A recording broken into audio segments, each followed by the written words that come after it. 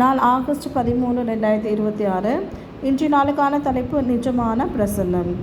உங்கள் ஒழுங்கையும் கிறிஸ்துவின் மேலுள்ள உங்கள் விசுவாசத்தின் உறுதியையும் பார்த்து சந்தோஷப்படுகிறேன். கொலோசையர் 2:5 இவ்விதமாய் சொல்கிறது. கொரோனா வைரஸ் உலகமெங்கிலும் பரவிக்கொண்டிருக்கும் போது அதன் பரவுதலை கட்டுப்படுத்துவதற்காக மக்களிடையே இடைவெளியை கடைபிடிக்கும்படிக்கு சுகாதாரத்துறை நிபுணர்கள் அறிவுறுத்துகின்றனர். அநேக நாடுகள் மக்கள் தங்களை சுய தனிமைப்படுத்திக் கொள்ளுதலை கடைபிடிக்கும்படி அறிவுறுத்துகிறது. ஒருபுறம் அலுவலகங்கள் முடிந்தவரை தங்கள் அலுவலர்கள் வீடுகளிலிருந்து வேலை செய்யும்படிக்கு உற்சாகப்படுத்த, மறுபுறம் பலர் வேலைகளை இழந்து பொருளாதார ரீதியாக பாதிக்கப்பட்டுள்ளனர். நானும் என்னுடைய சபை ஆராதனைகளிலும் பராமரிப்பு குழுக்களிலும் ஆன்லைன் மூலமாகவே கலந்து கொள்ள நேர்ந்தது. சரீர பிரகாரமாக ஒன்று கூடுவதை தவிர்த்து தற்போது உலகம் ஒன்று கூடுவதற்கு புதிய முறையை தத்தெடுத்து கொண்டு வந்துள்ளது. இணையதளம் நம்மிடையே ஐக்கிய சிந்தையை ஏற்படுத்துவதில்லை. நாம் எல்லாரும் தேவனுடைய சரீரத்தின் அங்கத்தினர்களாய் ஆவியில் இணைக்கப்பட்டுள்ளோம்.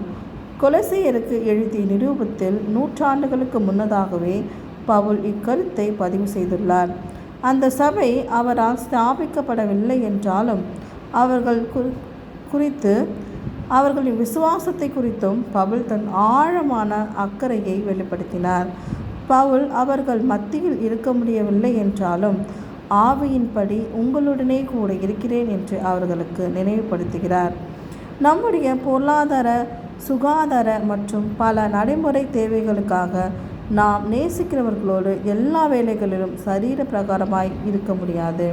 தொழில்நுட்பம் இந்த இடைவெளியை பூர்த்தி செய்யும். கிறிஸ்துவின் சரீரத்தின் அவயங்களாய் நாம் நம்மை பார்க்கும்போது கண்ணிற்கு புலப்படாத ஒரு ஐக்கியத்திற்குள் உட்படுத்தப்படுகிறோம். அத்தகைய தருணங்களில் நாமும் பவுலை போல ஒவ்வொருவருடைய விசுவாச உறுதியினாலும் ஜபத்தினாலும் கிறிஸ்துவுக்கும் உயர் ரகசியத்தை அறிந்து கொள்ள உற்சாகப்படுத்தப்படுகிறோம். தேவனுடைய சரீரமாகிய சபையின் மற்ற அங்கத்தினர்களுடனான ஐக்கியத்தை நாம் உணர்ந்திருக்க வேண்டும். பரிசுத்த ஆவியானவரின் துணையோடு மற்றவர்களோடு ஒரு ஐக்கியத்தை ஏற்படுத்தி கொள்ள வேண்டும். எப்படி ஆயினும் நான் மரித்தோரிலிருந்து உயிரோடு எழுந்திருப்பதற்கு தகுதியாகும் படிக்கும் அவருக்காக எல்லாவற்றையும் நஷ்டமென்று விட்டேன், குப்பையுமாக எண்ணுகிறேன். பிலிப்பியர் 3:10-11. இன்றைய நாளுக்கான ஜெபம். இயேசுவே, எந்த மனிதரும் என் அருகாமையில் இல்லை என்றாலும் நீர் என்னோடு இருப்பதற்காக நன்றி. ஆமேன்.